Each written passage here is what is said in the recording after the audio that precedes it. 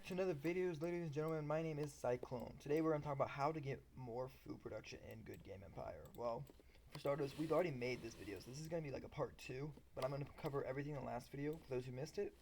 Plus, you can watch the other video, and I'm going to cover some other stuff. First of all, we're going to talk about the basics. Your granaries. These are you can get free to play. You don't need to worry about anything, but they're all free to play. So you can just, build them up. Once you get level 70, you can get level 1s, level 70 legendary, level 2, you get level 2s, all that cool stuff. And they give you a base food production of 178. And then you got these, which are free to play. Basically, you can grab these and get them level 1s, even before level 70, if you play events hard enough. Mine are max level. These are max level. They give me 540 base food production, 50,000 food storage, 3,000 public order. Currently, I am making. That's the wrong button.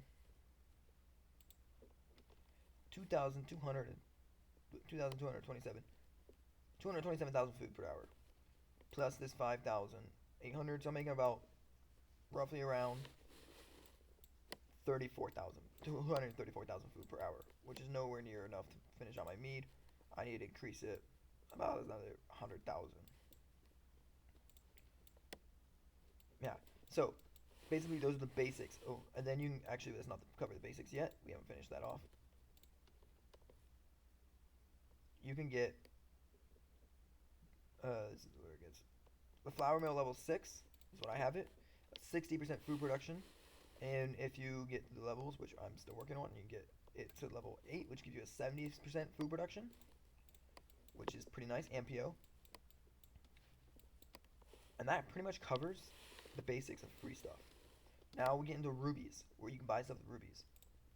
The first building I recommend buying before you buy any other ruby building is getting your bakery level 8. This gives you a 40% food composition. It means your troops eat less.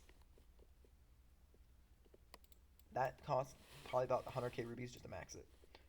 I don't think there's anything in the military district I need to worry about. No. Nothing in the military district cover. Relic district is probably something I need to cover in here.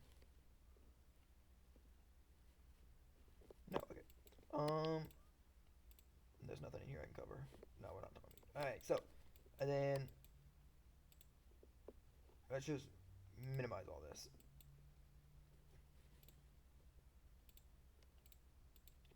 I don't need that. It's taking up space. And then you have, let's go with, I'm trying to figure out if I want to talk about build items first. Yeah, let's go with build items. It's a little bit easier to cover. Build items. So build items are another thing that can help you with food production. Basically, you have your bakery. You can get food storage, which I have the best 2 you can get. And then you can come down to your granaries, and you can get, yeah, that's cool. This one this is a pay to win only build item. The only one you can get that's not pay to win, well, is level 42 from the Wheel of Affluence if you save up your tickets. But this is also this you can buy in the blacksmith, but that adds base food production and then food production. So basically, let's cover what's the difference between base food production and regular food production. Base food production is the base. It's like how much a worker makes. I guess let's put it in worker terms. How much one worker makes. So adding 415 to your base food production, which is only like 170, can get up to 519 or 93 for base food production. Now, I mean, depending on how much public order you have, that's how well the base food production does. Basically, in other words, is so saying I have 200 some thousand public order, my base food production for this building makes it 10,724 food production per hour. This one's 7,000.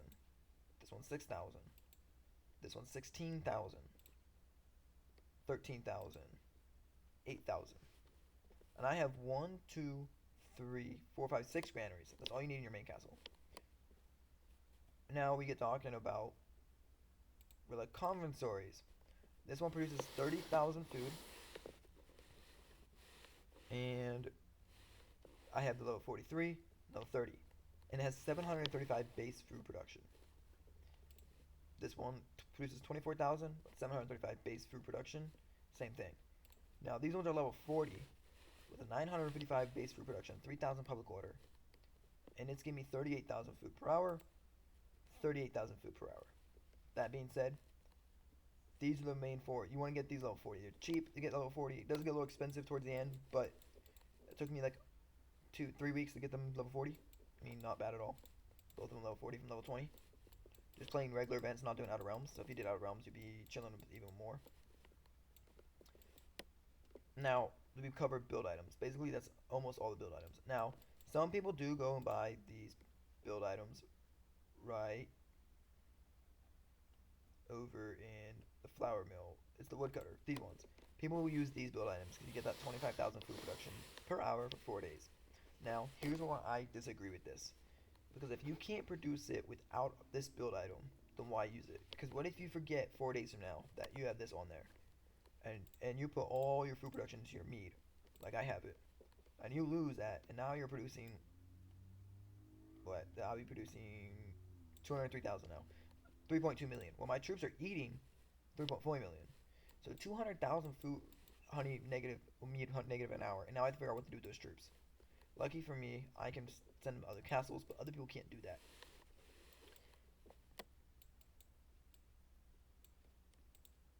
So what's the catch?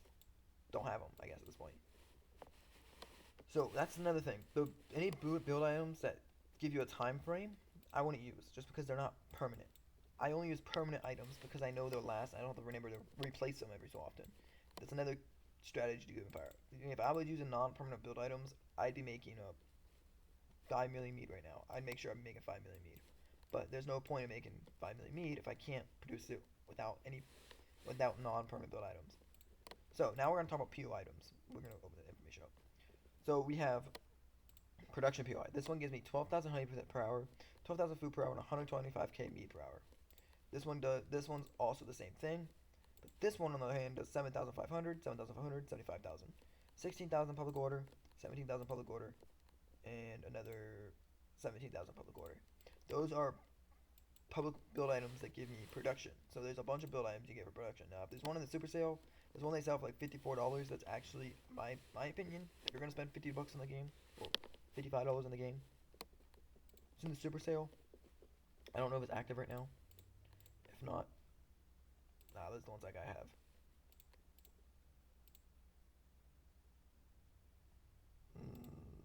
And these ones aren't even good either, are they? Nah. If you're gonna spend money on the game, I wouldn't buy any of those ones just because it's not really worth it. I would buy like the Easter decos. There are two of these, but they do like 250,000 meat production per hour, 50,000 food, 25,000 honey, and that is a lot better than basically anything else. I think, in my opinion. Damn, nice. My losses are high because I'm on the highest difficulty. But yeah, that's basically the food production video. I can talk about other things like, I mean, the boosters that don't last forever. But to be honest, they're not worth it. If you're gonna use boosters, I tell you now, don't, because boosters are not worth your time. So yet again, I tell you, don't use non-permanent build items because if you forget to equip them, you're screwing yourself over. Now, if they're like 45 days long, I mean, you have 45 days to replace it. But my opinion is, I wouldn't still use it because 45 days is a long time to forget about it. With that being said, this is Cyclone and Cyclone signing off. I'm hoping this helps somebody, and hopefully you guys like the channel and subscribe and come before that 150 subscribe club. And I'll catch you guys in the next video.